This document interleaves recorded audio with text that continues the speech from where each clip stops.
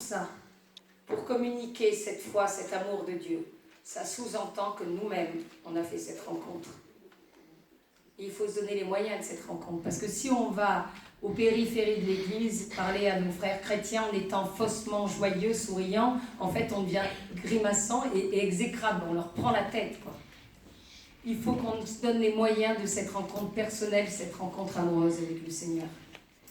Ok. Vous savez, comme un prof de japonais, pour enseigner le japonais à ses élèves, ça sous-entend que lui-même pratique le japonais. Donc, se donner les moyens pour faire cette rencontre personnelle, pour ensuite la communiquer à nos frères. Et ensuite, il faut faire attention, le jugement. Il y a quelque chose là qui n'est pas simple dans notre époque. On voit bien qu'on vit une époque de fous, avec soi-disant une laïcité qui est tout sauf laïque. Cette laïcité, elle vise clairement à détruire l'Église, à détruire tout ce qui est beau, tout ce qui épanouit l'homme, à détruire Dieu. C'est pas ça la laïcité, elle tend contre Dieu et contre l'Église. Et avec cet esprit unique du monde, hein, cet esprit, au nom de l'amour, de la tolérance, de l'humanité, on fait tout, c'est pas grave, et puis voilà, et puis de toute façon, Dieu est amour, et puis il nous pardonne, quoi. Il faut faire attention de ne pas sombrer. Alors il y a des contre-réactions aussi, il faut faire gaffe aux contre-réactions. Quand on a la grâce de la foi, il faut savoir que tout ce qui n'est pas le fruit de l'amour ne vient pas de Dieu. Dieu est amour, il n'est pas une chose, son contraire.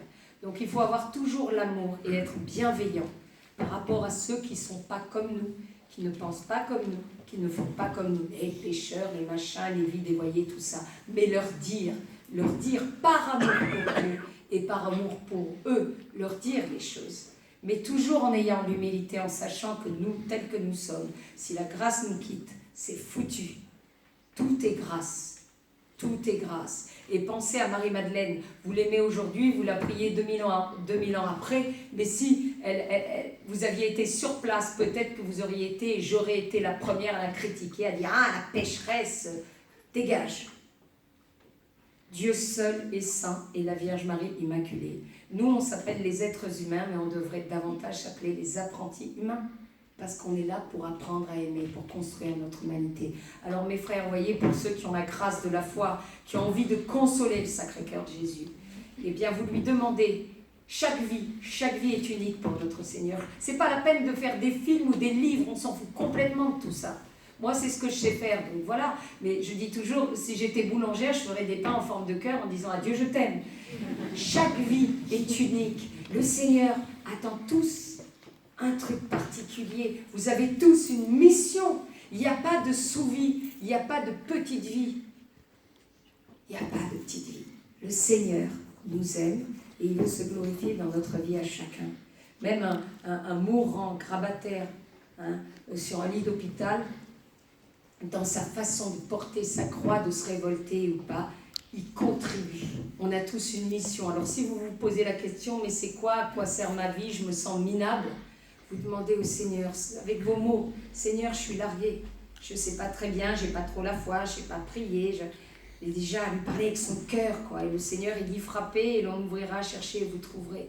Et faites gaffe, Dieu, il est loin d'être sourd. Et puis, c'est pire qu'une femme, quand on lui donne ça, il vous bouffe complètement, mais c'est la joie, c'est le bonheur. Et donc, lui demander, voilà, comment m'y prendre pour consoler ton cœur. Il a très peu d'amis, le Seigneur, des personnes vraiment qu'il aime pour lui. Donc voilà, il faut se donner les moyens. Et à nous, qui avons la grâce de la foi, ce que nous demande le Seigneur, c'est d'être tout simplement des témoins et des passeurs, des témoins et des passeurs de son amour auprès de nos frères. Dieu est amour. On est invité à être les passeurs de cet amour. On doit dire à Dieu, je t'aime, merci, pardon, gloire à toi. Et être les témoins et les passeurs de cet amour, c'est tout. C'est ça, le challenge, il est là. Mais pour arriver à témoigner de cet amour, il faut faire le pari fou qu'a fait Marie-Madeleine. Se laisser regarder par Dieu tel que nous sommes. Tel que nous sommes.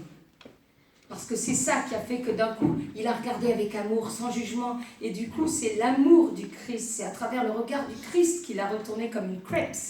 Vous voyez ? Et qu'ensuite, oui, Elle l'a aimé et elle a cherché à faire sa volonté, non pas pour suivre une loi froide, parce que sinon on devient comme les pharisiens, il n'y a pas d'amour là-dedans.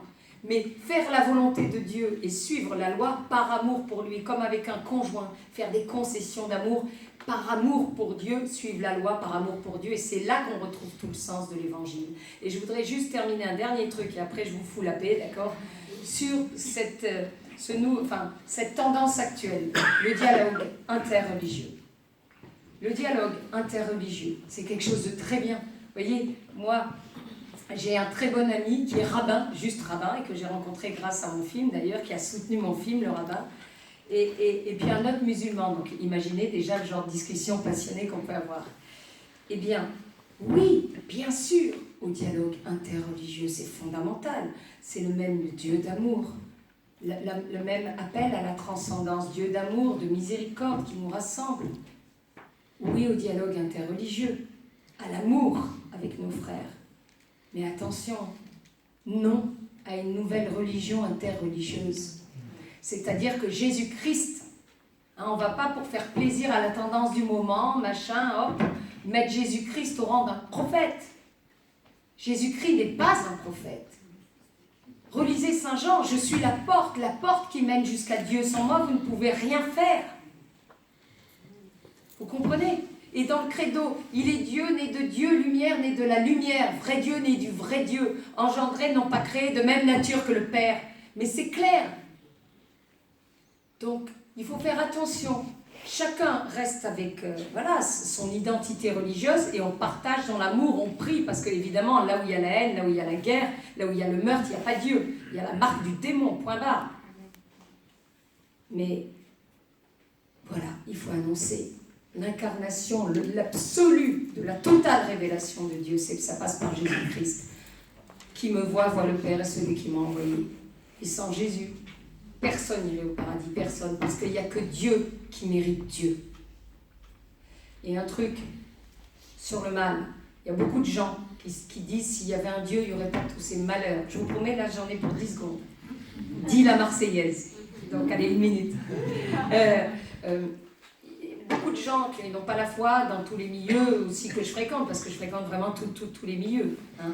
Ils vous balancent, le premier truc, c'est s'il y avait un Dieu, il n'y aurait pas toute cette souffrance, toutes ces horreurs, cette mort, ces misères.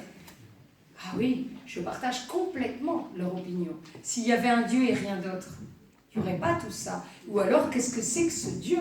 Genre, on serait sur Terre, on souffle martyr, on a des problèmes, des cancers, des accidents, on perd des gens qu'on aime, on a des soucis jusque-là. Il y a toutes les abominations qu'on voit de partout. Et même, alors Dieu serait tout seul et il nous laisserait vivre ça, mais ça serait même un Dieu sadique et je serais la première à lui faire la guerre. Mais c'est que Dieu n'est pas tout seul. Le diable, le démon, ça fait moyenâgeux de dire ça. Il existe. Et c'est lui qui nous fait arriver toutes ces horreurs, les gamins qui naissent handicapés, les femmes qui se font violer, les mères de famille qui meurent, qui laissent des petits-enfants, les animaux qui se font torturer, toute forme de mal. C'est l'œuvre du démon, c'est pas Dieu. Dieu, il nous aime à la folie. Et on le voit quand on lit l'Évangile. Il pleure sur la mort de Lazare, il pleure sur nos souffrances, on le touche sans arrêt, quoi. Et regardez-vous, ceux qui sont pères et mères de famille, pour rien au monde, vous seriez là en train de vous marrer si on crevait les yeux à vos gamins, en disant « Ah ah, je me tourne les doigts, on crève les yeux à mon gamin ». C'est parce que vous aimez vos enfants, mais vous les aimez grâce à une partie de Dieu qui est en vous. Dieu, c'est l'infini dans l'amour, c'est la source de l'amour. Imaginez comme le Seigneur souffre quand il nous voit souffrir, comme il pleure quand il nous voit pleurer. Mais la force au démon, c'est qu'on ne soit pas au courant de tout ça et qu'on ne croit pas en lui, au démon. Il ne veut pas qu'on croie en lui. Comme ça, on accuse Dieu, on se révolte, et puis comme ça, il fait juste de nous ces petites marionnettes. Voilà. Allez, merci pour votre patience, mes frères et sœurs. Et si vous connaissez, d'accord, des gens qui ont du pognon, il faut me les envoyer, vous contactez les AFC ou vous m'écrivez sur Internet. Là, on part pour le Seigneur, voilà.